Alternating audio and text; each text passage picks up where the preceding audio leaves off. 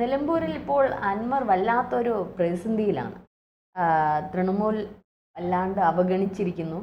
മാത്രമല്ല മൊത്തത്തിൽ അദ്ദേഹം ഒരു വല്ലാത്ത പിരിമുറുക്കത്തിൽ തന്നെയാണ്. ഇതിൽ നിന്ന് ഇനി അദ്ദേഹം ഇപ്പോൾ പത്രിക സമർപ്പിച്ചു. ഇപ്പോൾ സ്വതന്ത്ര സ്ഥാനാർത്ഥിയായിട്ടാണ് ഇപ്പോൾ നിലവിൽ നിൽക്കുന്നത്. ഇന്ന് അവസാന തീയതിയാണ് പത്രിക സമർപ്പിച്ചത്. അത് പിൻവലിക്കണമെങ്കിൽ ഇന്ന് അവസാനത്തെ ദിവസമാണ്. ഇന്ന് 3 മണിക്കുള്ളിൽ പിൻവലിക്കണം. എന്തായിരിക്കും അൻവറിൻ്റെ തീരുമാനം? ഇതുവരെ പ്രചരണമൊന്നും നടത്തിയിട്ടില്ല. അല്ല, അൻവർ മാത്രമല്ല ഈ പിരിമുറുക്കം. അൻവർ മറ്റുള്ളവർക്കും പിരിമുറുക്കം ഉണ്ടാക്കുന്നു. പ്രത്യേകിച്ച് UDF, പിന്നെ LDF, NDAക്ക് പിന്നെ ആ ഒരു പ്രശ്നമില്ല.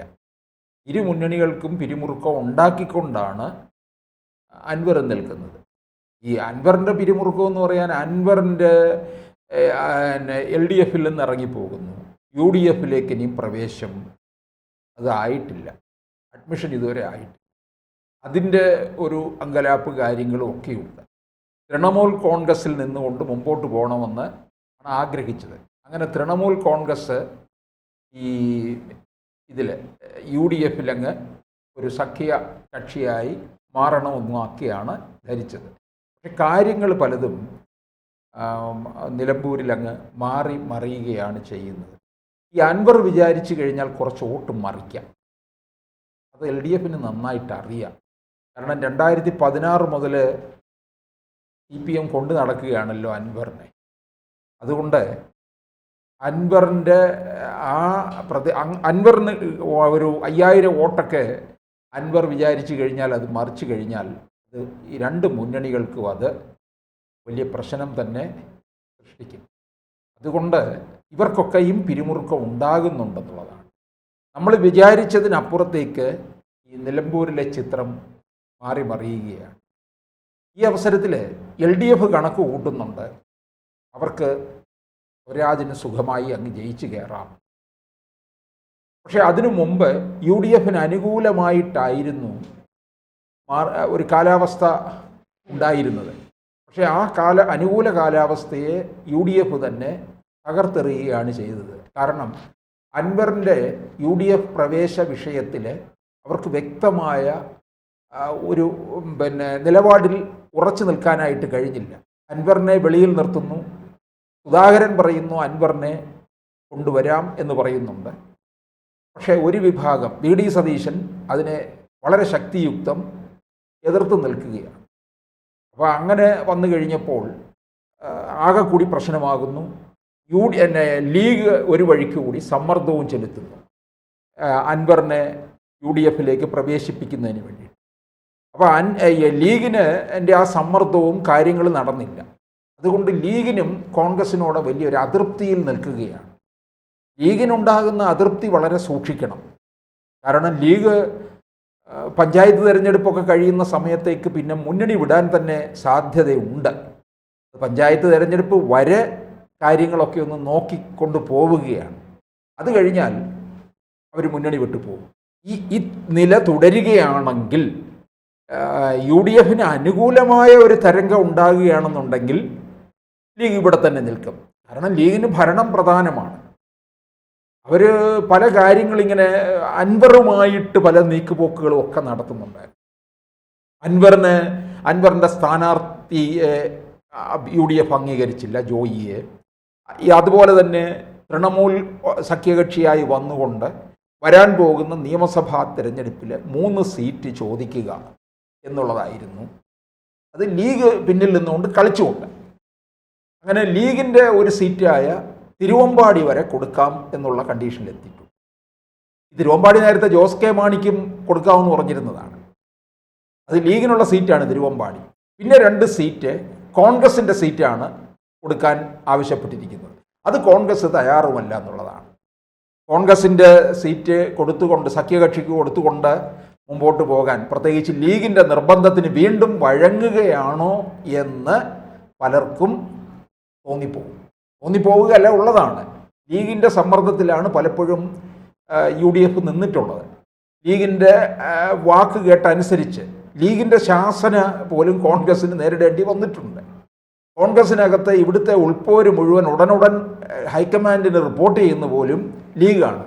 അങ്ങനെ ലീഗ് പൊതുവെ കോൺഗ്രസിൻ്റെ ഒരു തന്തയായി മാറുകയാണ് ചെയ്തത്. അത് മറ്റ് വിഭാഗക്കാർക്ക് ഇഷ്ടപ്പെട്ടില്ല എന്നുള്ളതാണ്. UDF-നോടൊപ്പം എന്നും നിന്നിട്ടുള്ള ക്രൈസ്തവർക്ക് ചായന്മാരുടെ വോട്ടൊക്കെ എപ്പോഴും കോൺഗ്രസ്സുകാർക്കാണ് കിട്ടിക്കൊണ്ടിരുന്നിട്ടുള്ളത്.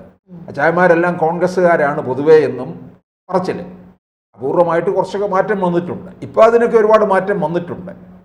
അപ്പോൾ ആ പരമ്പരാഗതമായി കിട്ടിക്കൊണ്ടിരുന്ന ഈ ക്രിസ്ത്യാനികളുടെ വോട്ടെല്ലാം മാറിപ്പോകുന്നു എന്ന് മനസ്സിലായതുകൊണ്ടാണല്ലോ ഇവർ സണ്ണി ജോസഫിനെ KPCC അധ്യക്ഷ സ്ഥാനത്തേക്ക് കൊണ്ടുവന്നത്. സണ്ണി ജോസഫ് KPCC പ്രസിഡൻ്റായിട്ട് വന്നു കഴിഞ്ഞാൽ ഉടനെ കാര്യങ്ങൾ മാറുമെന്നാണ്. സണ്ണി ജോസഫ് ആയാലും ആദ്യം പോയത് പാണക്കാട്ടേക്കാണ്. അതാണ് ഇതിൻ്റെ ഏറ്റവും വലിയ കുഴപ്പം.